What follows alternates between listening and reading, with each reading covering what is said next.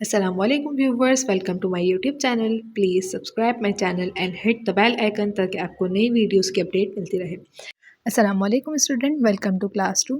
सो student, last video में हमने देखा था कि हमारे एम्ब्रॉयडरी कोर्स में कौन कौन से टूल्स यूज़ होंगे। मैंने उसके बारे में आप लोगों को बता दिया था और ये भी बता दिया था कि किट हमारी ये मैंने अरेंज की हुई है। इसके अलावा अब इस वीडियो में हम देखेंगे कि हमने कौन कौन से टूल्स को यूज़ करना है और किस तरीके से यूज़ करना है। तो बेसिकली हमें 3 या 4 चीज़ें हमारे उसमें यूज़ होती हैं। तो सबसे पहली चीज़ जो सबसे इम्पॉर्टेंट है वो होता है हमारा एम्ब्रॉयडरी फ्रेम। एम्ब्रॉयडरी फ्रेम के बगैर हमारा काम जो है वो मुश्किल हो जाता है। अगर हम एम्ब्रॉयडरी फ्रेम के बगैर अपनी एम्ब्रॉयडरी करें तो वो बिल्कुल भी अच्छी नहीं लगेगी, बल्कि करना भी बहुत ज़्यादा मुश्किल काम हो जाएगा। तो ये 6 इंच का फ्रेम है और मैं सबसे ज़्यादा 6 इंच का ही प्रेफर करती हूँ अपने स्टूडेंट्स को जो बिल्कुल बिगनर्स हैं, इस वजह से कि ये ईज़ी टू कैरी होता है, मतलब आसानी से आप इसको पकड़ लेते हैं। ज़्यादा बड़ा फ्रेम होता है उसको हैंडल करना थोड़ा सा मुश्किल हो जाता है, ज़्यादा छोटा होता है आप आसानी से कैरी कर सकते हैं। लेकिन उसमें एक मसला ये आता है कि वो बहुत छोटा होता है तो डिज़ाइंस जो है वो अक्सर पूरे नहीं आते हैं। अब ये देखें फ्रेम आपने कैसे यूज़ करना है, ये मैंने अपना वर्किंग फ्रेम लिया हुआ है और जो उससे नीचे था वो मेरा नया फ्रेम था। तो उस पे देखें मैंने जो है वो कपड़ा कोई भी आपके पास फ़ालतू एक्स्ट्रा कपड़ा हो उसको आप इसके ऊपर कवर कर लेंगे। दोनों हिस्सों पे आपके फ्रेम के 2 हिस्से होते हैं, एक आपका फुल होता है और एक आपका ये देखें ये आपका फुल होता है और ये आपका जो है वो स्क्रू वाला होता है जो आप इसको टाइट कर सकते हैं। तो मैं आपको बता रही थी कि ये आप इसको अपने फ्रेम को लाज़मी फ़ालतू कपड़े से या रिबन से जो भी आपके पास अवेलेबल हो आप आराम से इसको रैप कर सकते हैं। इससे आपको काम करने में आसानी रहेगी और क्या आसानी होगी ये मैं आपको बताती हूँ। इसके बाद आ जाता है आपका फैब्रिक। फैब्रिक में कोर्स में अपने स्टूडेंट्स को कहती हूँ ज़्यादातर कि अगर आपके पास अवेलेबल है वाइट कपड़ा, वाइट हो, ऑफ वाइट हो, कॉटन का कपड़ा हो, तो आप उसको यूज़ करें।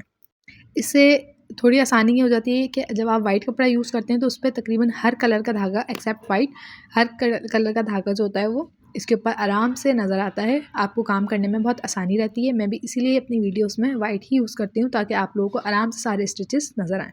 दूसरी चीज़, कपड़ा नॉन स्ट्रेचेबल लेना है आपने। स्ट्रेचेबल यानी कि खिंचने वाला कपड़ा नहीं लेना, क्योंकि अगर आप उसको फ्रेम में लगाएंगे तो उसको टाइट करने में आप स्ट्रेचेबल कपड़ा खिंचेगा और जब वो खिंच जाएगा तो उस पर आप वैसे ही काम कर लेंगे। जब आप उसको फ्रेम से निकालेंगे तो वो वापस अपनी पोजीशन पे आएगा और आपकी एम्ब्रॉयडरी जो है वो बिल्कुल ख़राब हो जाएगी। इसलिए कपड़ा जो है वो आपने लाइट कलर का लेना है एज अ बिगनर फ़िलहाल के लिए, और नॉन स्ट्रेचेबल लेना है। तीसरा ये कि कपड़ा बहुत ज़्यादा बारीक नहीं होना चाहिए और बहुत ज़्यादा मोटा नहीं होना चाहिए। कपड़े की थिकनेस बिल्कुल नॉर्मल होनी चाहिए, इससे आपकी एम्ब्रॉयडरी अच्छी होगी। फिर नेक्स्ट हमारे पास जो चीज़ आ जाती है वो है हमारे थ्रेड, जो कि मैं ज़्यादातर बटरफ्लाई कंपनी की यूज़ करती हूँ। ये एंकर के धागे कहलाते हैं और सबसे बेहतरीन जो है ये लच्छे वाले धागे जो हैं ये होते हैं। इसके अलावा ये गोले वाले धागे भी होते हैं, ये इससे सेकंड नंबर पर आ जाते हैं। बाकी प्रैक्टिस के लिए अगर आप चाहें तो गोले वाले भी ले सकते हैं, ये भी ले सकते हैं। बाकी ये कि इस वाले थ्रेड का फ़ायदा सबसे ज़्यादा ये है कि इसके अंदर 6 स्ट्रैंड्स होते हैं, तो आप जैसे मर्ज़ी चाहें इसको यूज़ कर सकते हैं। करना चाहते हैं अगर तो आप बहुत एक बारीक धागा ले डिज़ाइन पे सकते हैं। काम अगर करना आप चाह रहे हैं और बहुत बहुत मोटा बारीक करना डिज़ाइन चाहते हैं, आप पूरे बनाना 6 के चाह रहे 6 हैं तो स्ट्रैंड आप ले इसके सकते जो हैं। है अगर वो आप थोड़ा-सा स्ट्रैंड्स पतला अलग करना करके चाहते भी हैं तो काम आप कर इसके सकते हैं, स्ट्रैंड्स और अगर आप मोटा निकाल काम सकते करना चाह रहे हैं तो आप हैं। ये इसको 3 सबसे ऐसे बेसिक ही चीज़ हो लेकर गई है हमारे भी पास काम कर सकते एम्ब्रॉयडरी हैं। के लिए। तो ये आप पे डिपेंड करता है। तो ये हमारी सबसे ज़्यादा इंपॉर्टेंट चीज़ें थी, जो ये 3 चीज़ें थी। इसमें इन तीनों के बगैर हमारी एम्ब्रॉयडरी मुमकिन नहीं है। आपको दिखाती हूँ कि हमने अपना फ्रेम किस तरीके से लगाना है। तो मैं ले लेती हूँ एक अपना कपड़े का पीस जो कि मेरे पास ऑलरेडी कट पीस है, और फिर मैं दिखाती हूँ कि फ्रेम किस तरीके से लगाया जाता है। फिर मैंने अपना कट पीस ले लिया है। अब आप देखें कि आपको मैं ये भी बताऊँ कि आपने अपने फ्रेम के हिसाब से कपड़ा कितना लेना है। आप ये देखें जो आपका बाहर स्क्रू वाला हिस्सा है फ्रेम का, इससे आपका जो कपड़ा है वो कम से कम 1-1 या 2-2 उंगल यानी कि 1-1 या 2-2 इंच बड़ा होना चाहिए।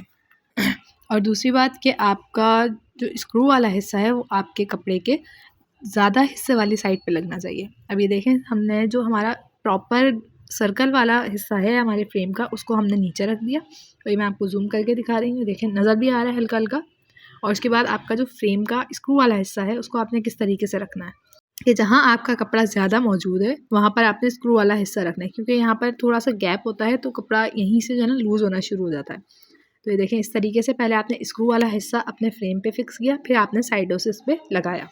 अब आप देख सकते हैं कपड़े पे कितनी ज़्यादा सिलवटें और निशानात आ रहे हैं हमारे। क्योंकि ये कपड़ा फोल्ड हुआ रखा था। तो आप देखें इसको किस तरीके से हमने टाइट करना है। इसको थोड़ा सा टाइट करना होता है। इसको टाइट करने का तरीका आप देखें क्या है। ने अपनी उंगली और हथेली को लेना है और इस कपड़े को बाहर हरगिज़ नहीं खींचना, क्योंकि आप देखें बाहर खींचने पे क्या हुआ, फ्रेम बाहर आ गया। इसको पकड़ना है आपने और अंदर की साइड, फ्रेम से अंदर की साइड पे इसको खींचना है और कपड़ा आहिस्ता आहिस्ता खींचना है, बहुत ज़्यादा नहीं खींच लेना, क्योंकि अगर आप कपड़ा बहुत ज़्यादा खींचते हैं तो आपकी एम्ब्रॉयडरी को वो ख़राब कर सकता है। लाइक आप सोचें आप अपनी किसी शर्ट पर काम कर रहे हैं और आपने उसको बहुत ज़्यादा खींच खींच के फ्रेम में लगा लिया और काम कर लिया। अब आपने उसको फ्रेम को निकाला तो आपकी एम्ब्रॉयडरी जो है वो कपड़े को सुकेड़ दे और आपकी कमीज़ पे बहुत ज़्यादा जो है वो सिलवटे आ जाएँ जहाँ पर आपकी एम्ब्रॉयडरी हुई है, तो आप क्या वो कमीज़ पहनने लायक रहेगी।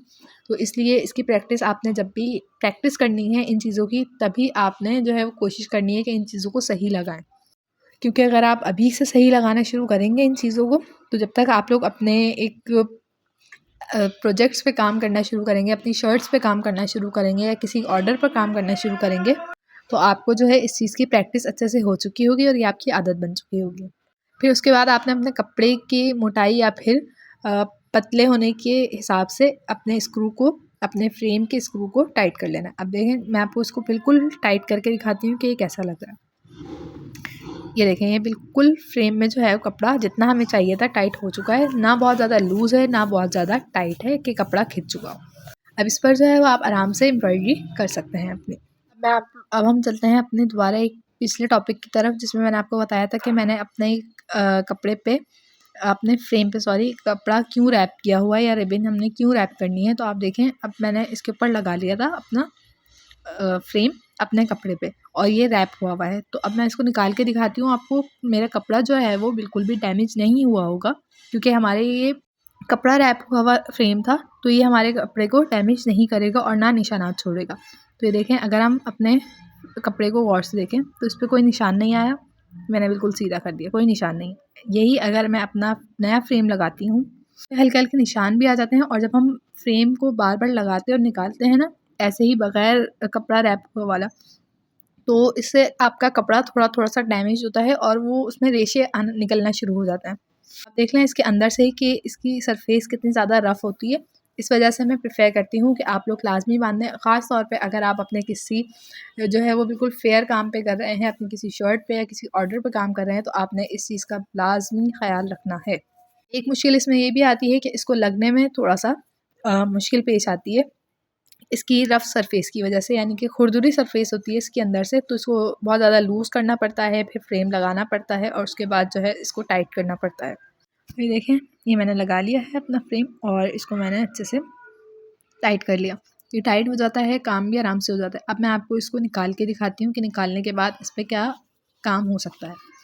अब ये देखें मैंने फ्रेम को निकाल लिया, तो अब ये देखें इस साइड पर थोड़े थोड़े से निशान आ गए हैं, ये धुलने के बाद होते हैं। अब आप सोचें कि आपने अपने अपने प्रोजेक्ट पे जो है वो काम कर लिया है और उसके बाद आपने अपना फ्रेम निकाला है और उस पर ये निशान पड़े हुए हैं, और निशान को मिटाने के लिए अब आपको धोना पड़ेगा। अगर आप एक दफ़ा कोई चीज़ धो लेते हैं तो उसमें वो बिल्कुल जो नई वाली चमक होती है वो नहीं रहती। तो अब आप खुद अंदाज़ा कर सकते हैं कि आपका काम बढ़ जाएगा अगर आप पहले से ही अपने कोई भी एक फ्रेम जो है वो वर्किंग फ्रेम बना लें। अब उस फ्रेम को जो है वो आप वर्क के लिए रखें, जब भी कोई काम करना हो उसी फ्रेम को लगा के करें। तो ये कि एक दफ़ा आपने अपने टाइम की इन्वेस्टमेंट की है और ये आपके बहुत अरसे तक काम आएगा। कपड़ा खुलेगा भी नहीं, आप इसको अच्छे से टाइट कर लें, चिपका लें या फिर सी लें, तो आपका ये फ्रेम जो है वो बहुत अरसे तक चलता है और इससे ये कि आपका फ्रेम सिक्योर भी रहता है, यानी कि और उसमें मजबूती भी आ जाती है।